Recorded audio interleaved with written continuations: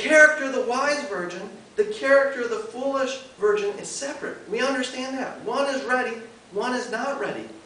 But both are a little bit lazy in not watching every minute. Okay? And it's the same idea. The picture. Jesus Christ warned the disciples.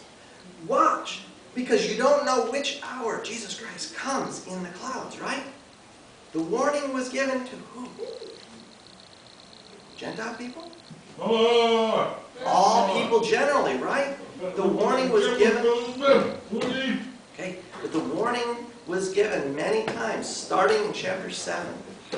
Matthew chapter 7, he started warning the Pharisees. And he continued to warn the disciples through the book of Matthew. He arrives, chapter 24, last minute, warning before the crucifixion. Now, both Jewish people and Gentile people equally had warning. Jesus Christ is coming in the clouds. And all 10 virgins, representing Israel, will be left because they slept. You remember last week we talked about the blinding? The blinding related with Jewish people have a veil that covers their mind related with the gospel of Jesus Christ. Because what? They didn't love the truth. They rejected the gospel of Jesus Christ. They rejected the Messiah. They rejected the crucified, resurrected Lord. That group, the 10 virgins there, sleeps because it represents the Jewish people through many, many years up until now, from Jesus Christ up until 2010. Now the church is not represented with sleep. Okay? Because if you study the book of Revelation, you see that the church is persecuted near the end. The 7 different churches have problems, yes, but sleep is not one. The churches 7 are related with different problems, and the Lord will judge them. But they are not sleeping, because they will be watching when the rapture happens. The church goes. The bride is there in heaven. Verse 6. And at midnight there was a cry that was made, Behold, the bride, the man, he comes, go and meet him. Now sometimes people think the cry is related with the rapture. Now, I want to give you some verses to go home and think about. Right now, I'm not going to explain because of time, but I'll give you 2 verses to think about related with the rapture. Okay? 1 Corinthians chapter 15, verse 52. 1 Corinthians chapter 15, verse 52. You can mark it down right here. 1 Corinthians chapter 15, verse 52. And the second verse to mark down is 1 Thessalonians chapter 4, verse 16 and verse 17. So you go ahead and mark down 2 verses. We're not going to study right now. Just mark down 1 Corinthians chapter 15, verse 52, 1 Thessalonians chapter 4, verse 16 and verse 17.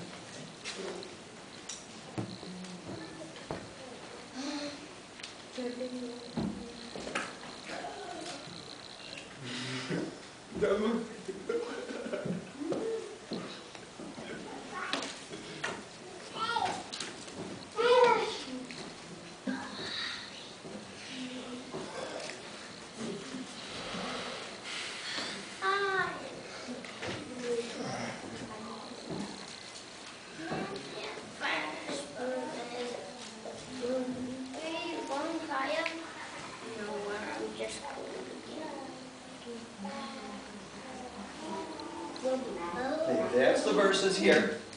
Okay? We're not going to read now. Just mark them down. I'm going to go ahead to verse 7 now. Matthew chapter 25, verse 7. Now you remember we talked about where the wedding will happen. The wedding doesn't happen in the church. The wedding doesn't happen in the trees. The wedding doesn't happen in the courtroom. But the wedding happens where is the home of who? The bride or the wife. Now, the wife or the bride in the picture here has a home in heaven. Because Jesus Christ promised his disciples, your home is not here on the earth. Foxes have a home, birds have a home, but you won't have a home here on earth, period. Meaning now, the picture the Jewish people see in this story is that The wedding happens in heaven.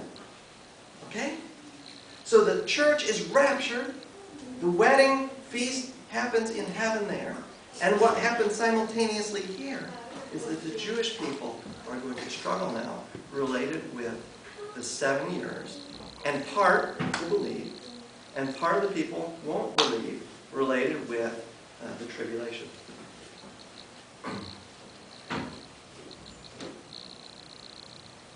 Now, verse 7. Verse 7. Matthew chapter 25, verse 7. Then all the virgins rose, and T-R-I-M-M-D. T-R-I-M-M-D. Now, understand, that is a wick, you see? Normally, you would cut this, and then you would shave off some of the wax. That is named T-R-I, trim. Okay? That is why many people interpret and they think the lamp includes the oil. Same idea, you know, the old-fashioned, it's glass and it has the oil here and it has the wick, and you turn it and you see him cut it. People think that. No, it's the wrong picture. The word T-R-I-M-M-E-D also applies with sailing on a boat. Did you know that? Okay? So what I do now, I pull the sail, the cloth, and I make it strong, and the wind pulls my boat, right? That is the picture now I'm going to show you related with T-R-I-M-M-E-D. It means to be prepared. The woman who has the stick with the oil dips it in. She hurries up and she's ready. The other woman, foolish, has not yet bought the oil, right? She's not yet gone to the store and bought and prepared.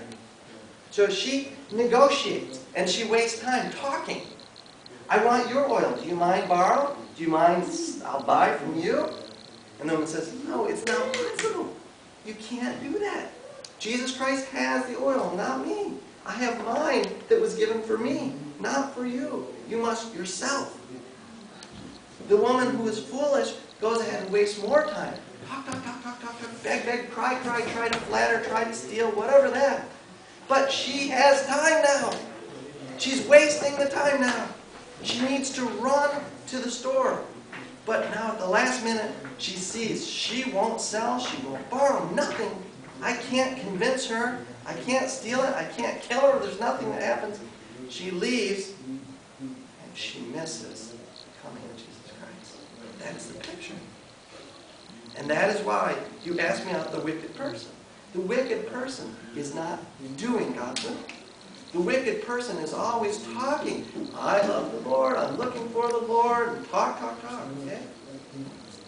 Same as in Noah's time period. People talk without doing it. One man built a boat with 3 sons, right? But many people died in the water flood because all did not believe that. Jesse?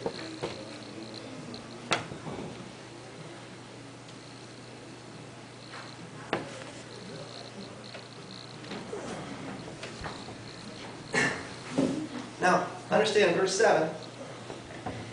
Then all the virgins arose and trimmed and prepared their lamp. Okay? And verse 8.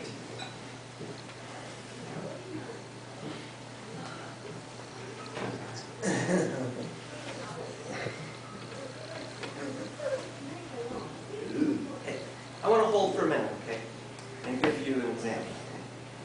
It seemed that all the women were busy because all the women together, one half wise, half the oil and preparing, one half foolish and negotiating and trying to convince. But I want to give you an example maybe you can understand better now today. Because you and I don't have oil lamps now today. It's hard to understand. But you have cars, right? Okay? So the idea that you don't have a car yet? Oh, you have one. Good. Your daddy has a car. That's a good one. Now, the example I'm going to give you is related with someone in a car. A foolish driver. Okay? Let me show you. See a warning.